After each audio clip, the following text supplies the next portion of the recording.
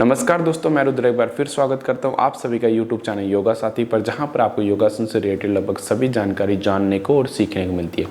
देखिए दोस्तों, जो आज की वीडियो है ये हमारी लोअर बॉडी के ऊपर होने वाली है। आज की वीडियो में जो आप लोगों को प्रैक्टिस सीखने को मिलेगा उसकी हेल्प से आप हिप जॉइंट की और हिप मसल्स की फ्लेक्सिबिलिटी के लिए अच्छे से वर्क कर सकते हैं। साथ में जो हमारे थाई मसल और हैमस्ट्रिंग मसल है उनकी फ्लेक्सिबिलिटी भी अच्छे से कर सकते हैं। सबसे पहले बात करते हैं दोस्तों, ये प्रैक्टिस करना जरूरी क्यों है। जब आप बैकवर्ड बेंडिंग के आसन करते हैं जैसे कि चक्रासन, धनुरासन, सलभासन, राज कपोत आसन या फिर डिफरेंट टाइप के हैंड स्टैंड में या फिर लेग स्टैंड में, जितने भी बैकवर्ड बेंडिंग और बैकवर्ड बैलेंसिंग के आसन होते हैं उनमें अगर आपकी हिप जॉइंट या फिर लेग्स मसल्स की फ्लेक्सिबिलिटी जो है वो अच्छे तरीके से इंक्रीज नहीं है तो आप उन सभी आसनों को नहीं कर सकते। ठीक है। दूसरा, जब आप फॉरवर्ड बेंडिंग के आसन करते हैं जैसे कि पश्चिमोत्तानासन, पादहस्तासन, टिटिब्बा आसन, कौंडिन्यासन, उत्थि टिटिब्बा आसन या फिर डिफरेंट टाइप के और भी फॉरवर्ड बेंडिंग के आसन में हैमस्ट्रिंग मसल्स के एक अच्छे लेवल तक इंक्रीज होना जरूरी है।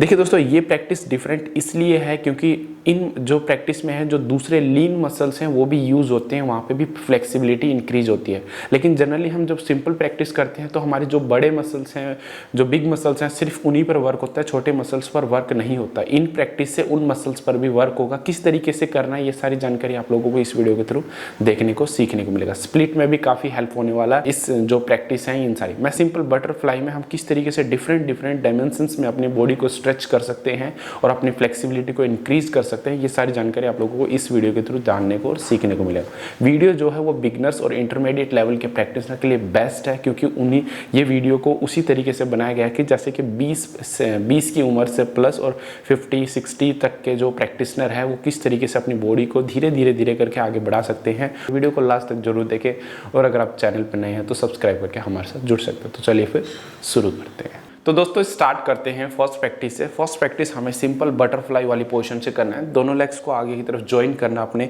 सोल ऑफ द फीट को आपस में ज्वाइन करना है। सिंपल अपने टोस को क्रॉस करते हुए फिंगर्स को इंटरलॉक करना है और सिंपल यहीं से स्टार्ट करना है। सिंपली हम बटरफ्लाई की इस पोजीशन से स्टार्ट कर रहे हैं। ठीक है। जैसे कि धीरे धीरे आप करते हैं 1 2 3 4 5 6। इसमें आप लोगों को मेन चीज़ ध्यान रखना है, जो आपकी बैक हो वो हंच ना हो, बैक आपकी बिल्कुल स्ट्रेट हो। चेस्ट को थोड़ा सा एक्सपेंड कीजिए। एक्सपेंड करेंगे तो लोअर बैक से थोड़ा सा पुश करेंगे तो आपकी जो यहाँ पे है हल्का सा स्ट्रेच बढ़ेगा। आप अपनी इंटेंसिटी के, अपनी कैपेबिलिटी के अकॉर्डिंग पुश करते रहें और बैक को स्ट्रेट रखना बहुत ज़रूरी है। बैक को स्ट्रेट नहीं कर रहे तो आपके हिप की प्रॉपर पोजिशन नहीं जाएगी। अगर हिप की प्रॉपर पोजिशन नहीं गई तो हिप की ओपनिंग भी नहीं होगी और यहाँ के जो इनर मसल्स हैं वो भी अच्छे तरीके से आपके स्ट्रेचेस नहीं होंगे। इसलिए कोशिश कीजिएगा कि आपकी जो हिप्स बैक है वो बिल्कुल स्ट्रेट रहे, नॉर्मल रहे। अपर बॉडी टाइट नहीं रहनी चाहिए, नॉर्मल होनी चाहिए। बस मूवमेंट जो है वो लोअर बॉडी का। इस तरीके से आप अच्छे से कर लेंगे। यहाँ से आपको दूसरी प्रैक्टिस क्या करना है, देखिए यहाँ से इस पोजिशन को, एक लेग को आगे स्ट्रेट कीजिए।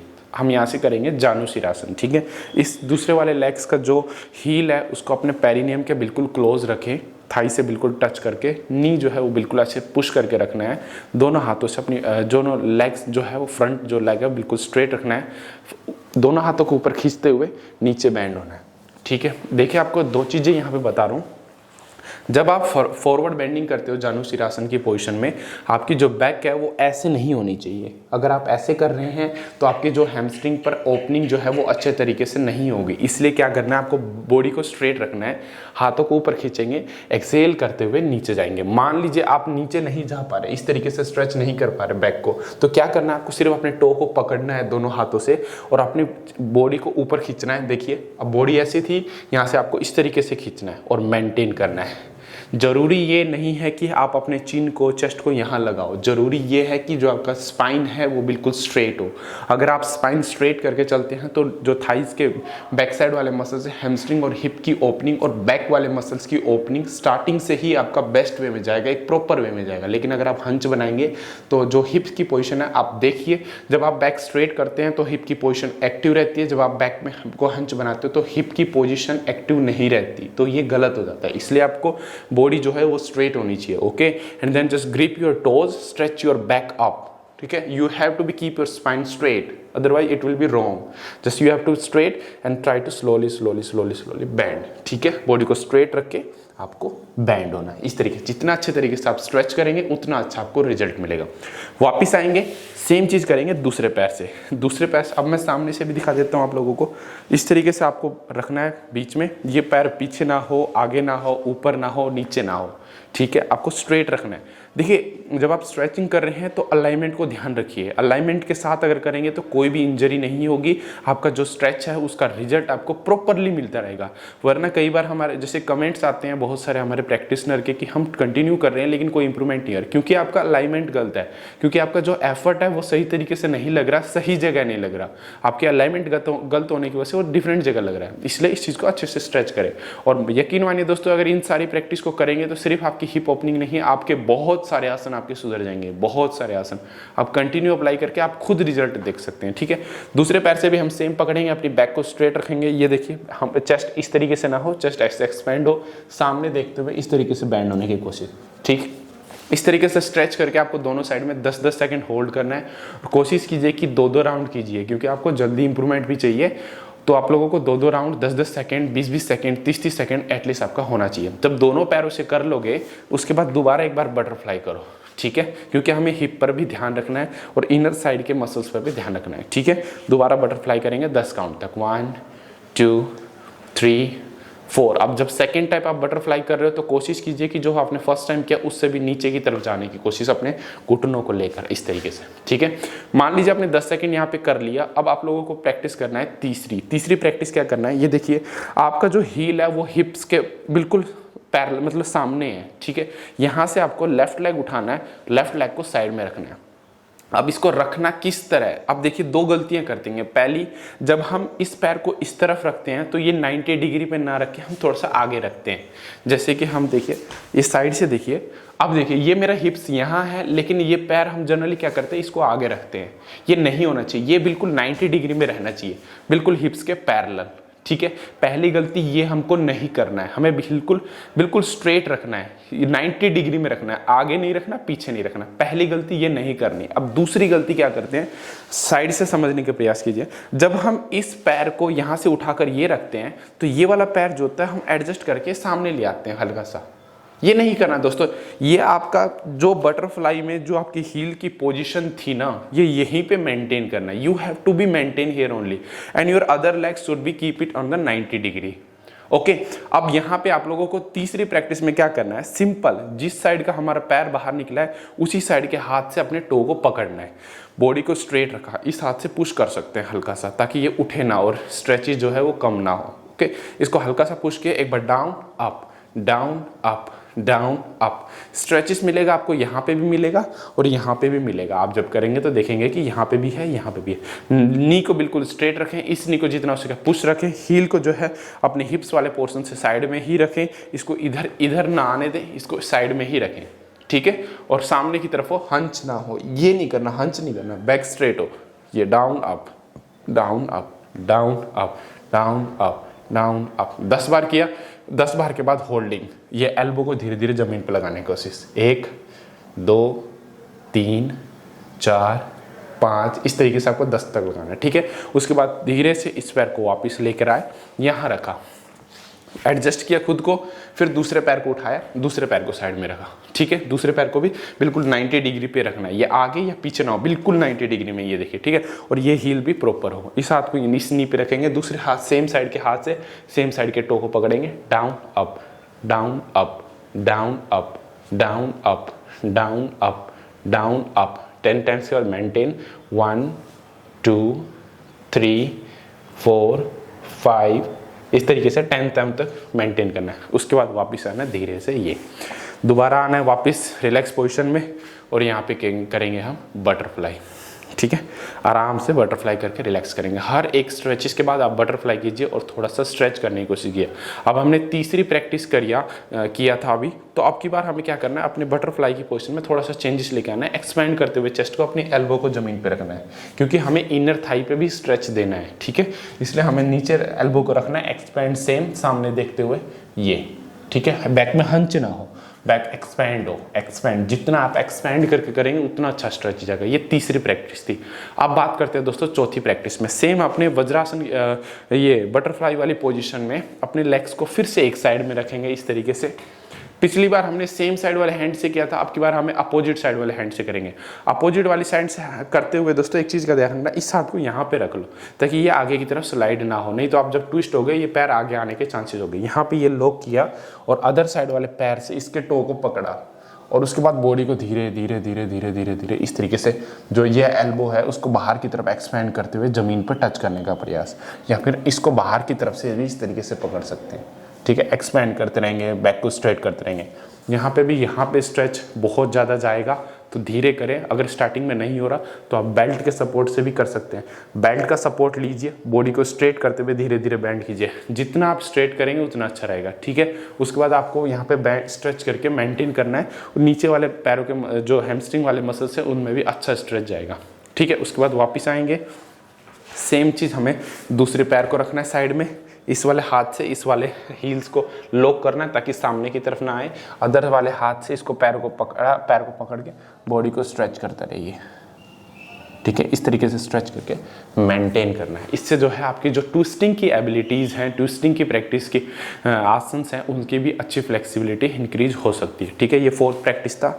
वापस है फोर्थ प्रैक्टिस के बाद फिर से इंटरलॉक, ये अपने जो सोल ऑफ द फीट को ज्वाइन किया हमने, इंटरलॉक करके फिंगर्स को, अपने एल्बो को ज़मीन पर सामने देखते हुए फिर से रोलिंग अप एंड डाउन 1 2 3 4 5 इस तरीके से करके अपने 10 सेकेंड को रिलैक्स करेंगे। अब नेक्स्ट प्रैक्टिस करेंगे, फिफ्थ प्रैक्टिस। सेम इस पैर को इसी कंडीशन में रखना है।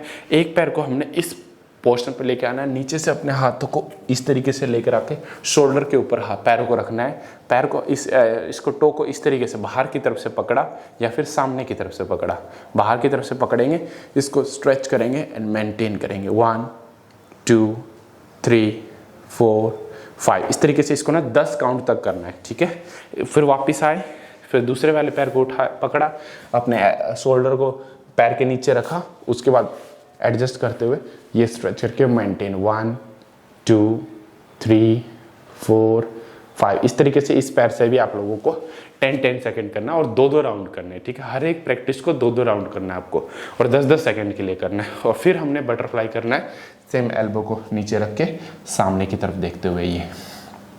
ठीक है, इस तरीके से आपको इसकी प्रैक्टिस करनी है। ठीक है, जब आप इसको अच्छे तरीके से कर लेंगे उसके बाद आपको नेक्स्ट प्रैक्टिस करना है। नेक्स्ट प्रैक्टिस में क्या करना है, अपने दोनों पैरों को खोलना है आपको इस तरीके से। ठीक है, दोनों पैरों को खोलना है, अपने दोनों हाथों को सामने रखना है, चेस्ट को एक्सपेंड करते हुए। बैक में हंच नहीं होना चाहिए, मैंने सेम बताया था, अगर बैक में अगर आपका हंच है तो हिप की पोजीशन एंगेज नहीं रहती।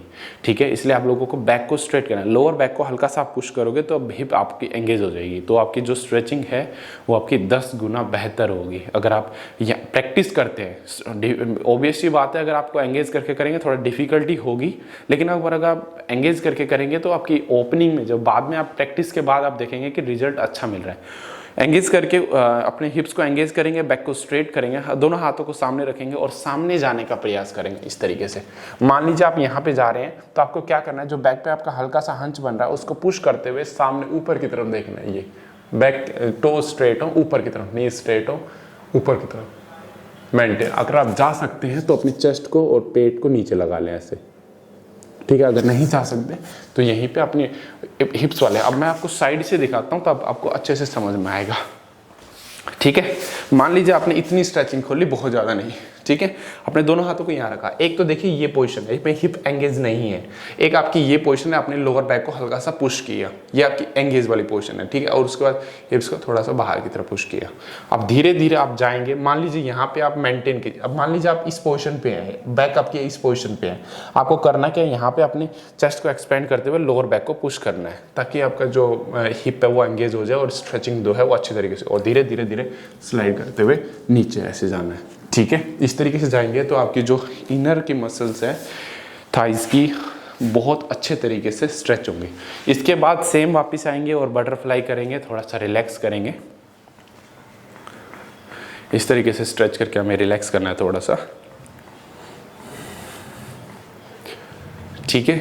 यहाँ पे रिलैक्सेशन के बाद अब नेक्स्ट प्रैक्टिस करेंगे, अपने टोस को इस तरीके से पकड़ेंगे, थोड़ा सा बाहर की तरफ रखेंगे। अब दोस्तों यहाँ से अपने टोस को धीरे धीरे ये लिफ्ट अप करना है एंड मेंटेन करना है। इसमें अगर आप मेंटेन करोगे तो दोस्तों आपकी बैलेंसिंग के लिए भी अच्छा है, कोर के लिए भी अच्छा है, और आपको ना यहाँ पे स्ट्रेच मिलेगा। जैसे अगर आप इस पोर्शन पे आप बैलेंस करने की कोशिश करते हैं तो बैलेंसिंग के साथ जब आप स्ट्रेचिंग को इंक्लूड करते हैं तो आपका कंट्रोल बढ़ता है, आसनों के ऊपर कंट्रोल बढ़ता है। इसलिए इसमें आपको होल्डिंग करना जरूरी है ताकि आपको स्ट्रेंथनिंग मिले। ठीक है, स्ट्रेंथनिंग करना बहुत ज़्यादा जरूरी है। तो आपको बैक को स्ट्रेट रखना है। आप साइड से देखिए इस व्यू को, देखिए इसको दो तरीके से करते हैं। या तो आप ऐसे करके हंच बनाइए और अपनी बॉडी के वेट को मेंटेन कीजिए, थोड़ा सा नी भी फोल्ड हो जाता है, लेकिन आपको ये प्रॉपर तरीका नहीं है। इसको करने का तरीका ये है कि आपके लेग तो सबसे पहले स्ट्रेट हो, लेग मुड़े हुए नहीं होने चाहिए। दूसरा, आपकी स्पाइन जो है वो इस तरीके से स्ट्रेट होनी चाहिए। ठीक है, जितना हो सके आपके जो स्पाइन है वो स्ट्रेट हो। जितना आपका स्पाइन स्ट्रेट रहेगा उतना बेहतर रहेगा। और ज़्यादा से ज़्यादा लेग्स खोलने की आवश्यकता नहीं है। ऐसा नहीं है कि आप इतना सारा लेग्स खोल दें, आप हल्का सा ऊपर रख के यहाँ पे मेंटेन कर सकते हैं इस तरीके से। ठीक है, अगर आप इस तरीके से मेंटेन करते हैं तो आपकी जो होल्डिंग की कैपेसिटी है वो भी इंक्रीज होगी और यहाँ पे स्ट्रेंथनिंग भी जाएगा। तो इस तरीके से आप स्ट्रेच करके जो है आप अपने लोअर बॉडी की जो फ्लेक्सिबिलिटी है वो अच्छे से इंक्रीज कर सकते हैं। तो दोस्तों कैसे लगा ये वीडियो आप कमेंट करके ज़रूर बताएं। कमेंट में वो आसन, वो प्रैक्टिसेस जो आप सीखना चाहते हैं उनके ऊपर आप कमेंट कर सकते हैं। हम ज़रूर उसके ऊपर वीडियो बनाकर आपके सभी प्रॉब्लम को सोल्व करने की कोशिश करेंगे। जल्द मिलेंगे दोस्तों एक नई वीडियो के साथ, एक नई एनर्जी के साथ। तब तक आप इस वीडियो को देखते रहें और सीखते रहें। धन्यवाद।